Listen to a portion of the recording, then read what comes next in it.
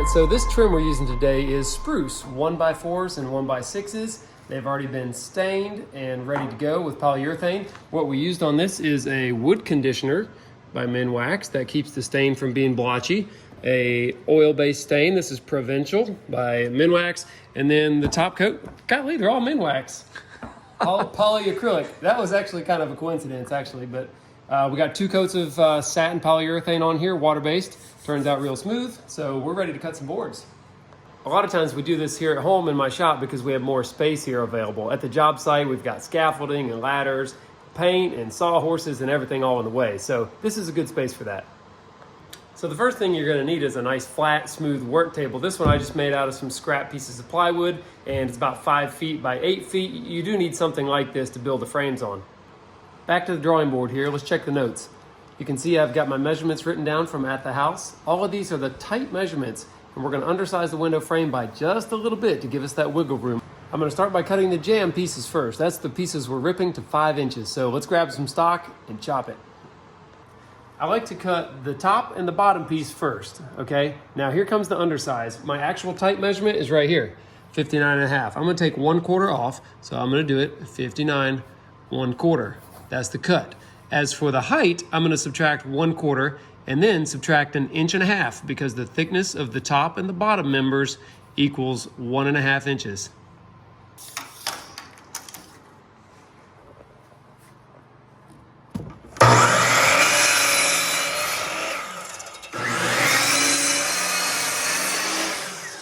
Okay, now all 4 pieces of the jamb are cut to length. Let's make the rip. In this case, 5 inches even is the number. Now, be sure to examine your lumber before you rip it so that you can waste away the side that may have a defect on it, like this one right here.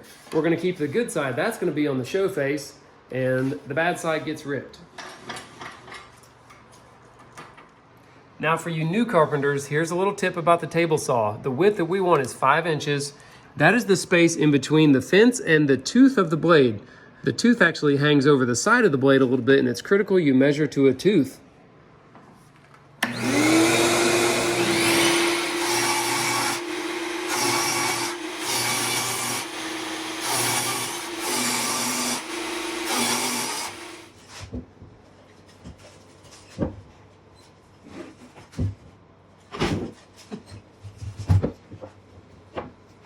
It's worth a mention, you need to get these pieces oriented correctly before you shoot them together and make sure that it actually makes the right size frame. So my pieces are all facing up with the finished edge up. So this is the front of the window, the back is the rip. I'm gonna use this brad gun with 2-inch brads, 18 gauge brads, and I'm gonna shoot all these together. Ooh, yeah.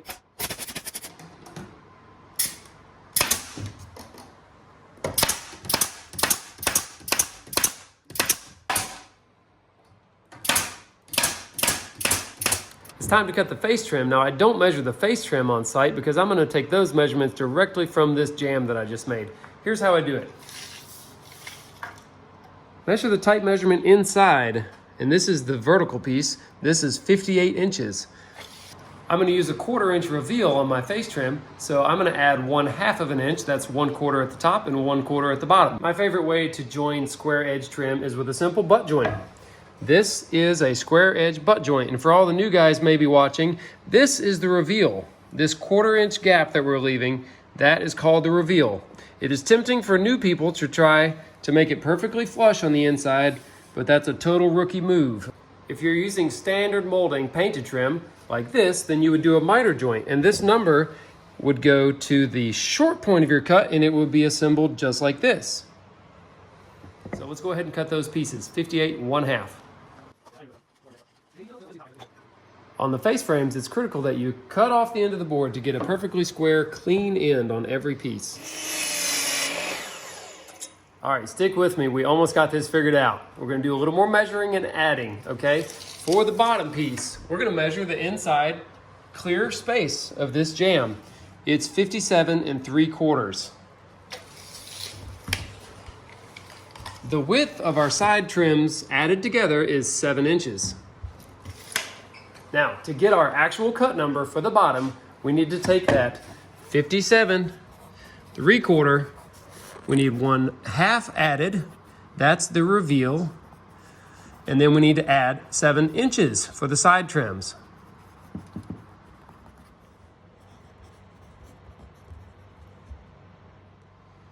I drew you a beautiful little picture here. This bottom piece is a 1x4.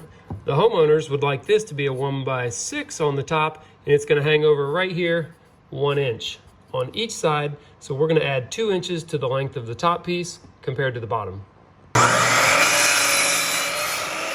Something I like to do after we cut the pieces is just take some sandpaper and scuff off all the little fuzzies from the chop saw.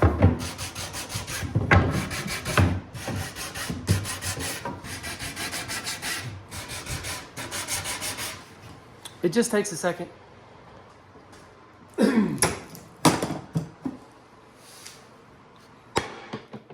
One of the best things about assembling your trims like this is that we can use a pocket jig to screw it all together from the back. You'll never see it, and it'll be super strong, way better than just face nailing some nails into the drywall. So this is the most basic pocket jig that Kreg makes. These are fantastic. You can use them in all kinds of scenarios. Today we're going to use this bench model that just makes it a lot easier to hold. You can clamp your material in, and the spacing on the holes is already set for a 1x4.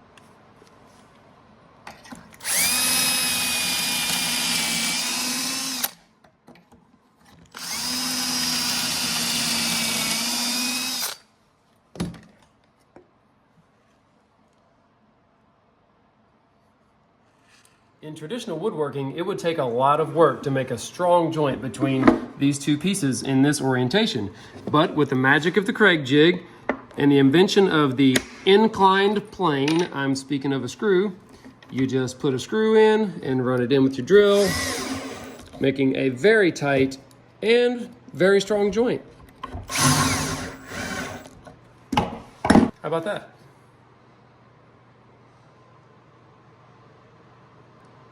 How you would beat that without some other really extreme measures. I mean, this is strong.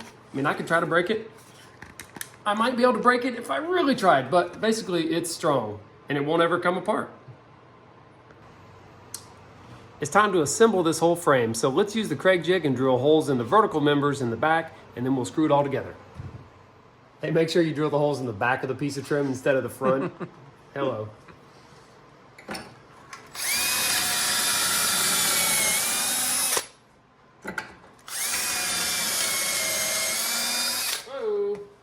It's snowing.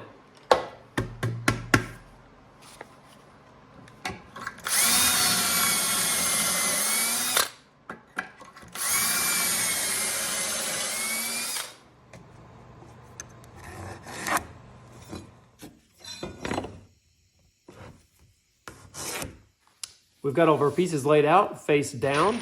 We're going to align the edges and use this handy clamp to hold everything still while I put the screws in.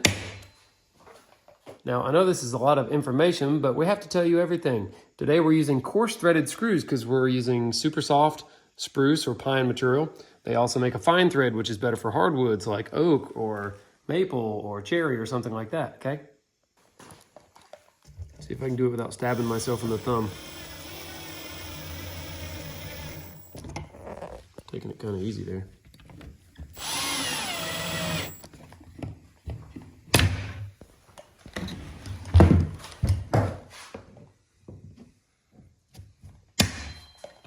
I'm probably gonna get in your way here, so I'm gonna do it from this side. Woo!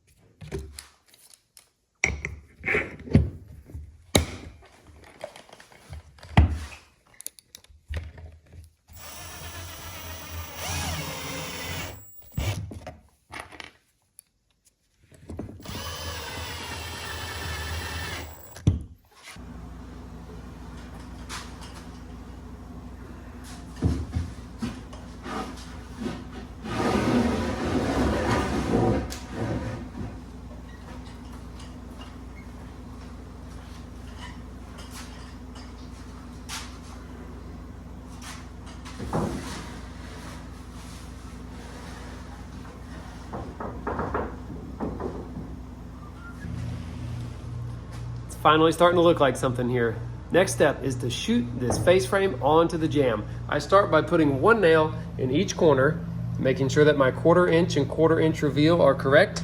And then I'll go and nail the length of the run here, being certain that I straighten and get my correct reveal on the whole frame.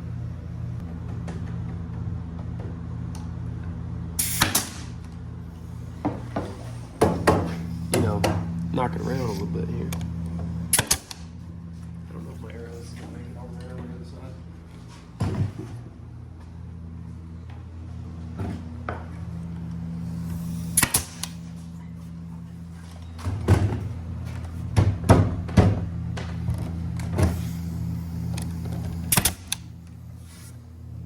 You can see that I nailed this about 1.5 inches back from the end of the board. I would never nail any closer because there's a good chance you'll split this edge off. Yep.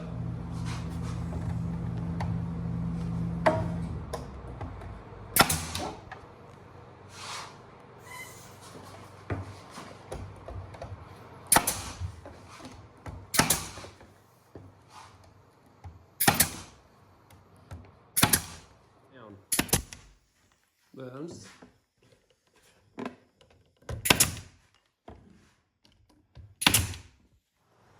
all right, you want to do this here? Right now is a good time to touch up the stain on your end grain cuts so you don't have to do it against a painted wall.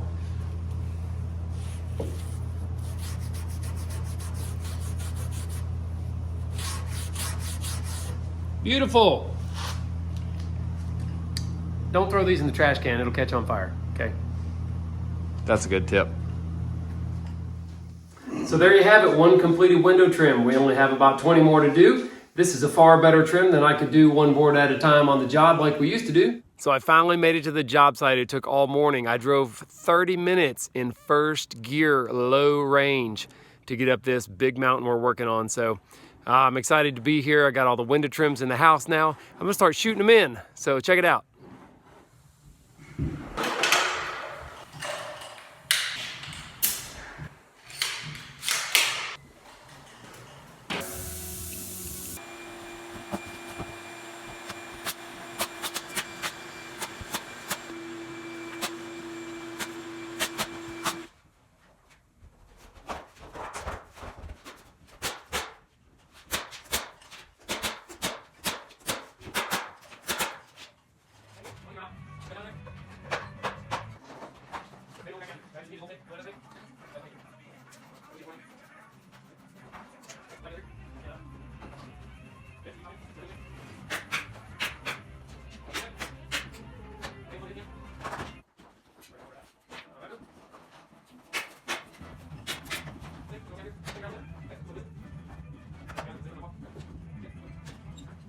Now, of course, I have to give credit to the guy that I saw do this. His name is Tom Silva on a little show called This Old House.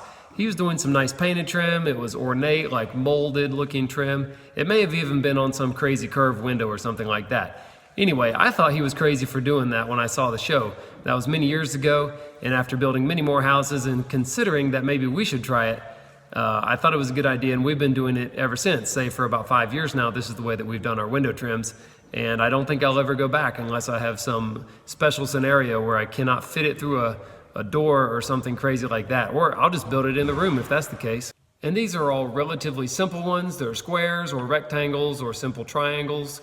I don't have any multiple units in this house, but sometimes we have 3 to 4 windows that all made up into one giant unit, and then I have to make one of these units that's about 10 feet long and with multiple units that all line up really perfectly. So that's a lot more difficult. This is an example of one that's fairly easy. I think anybody could do this.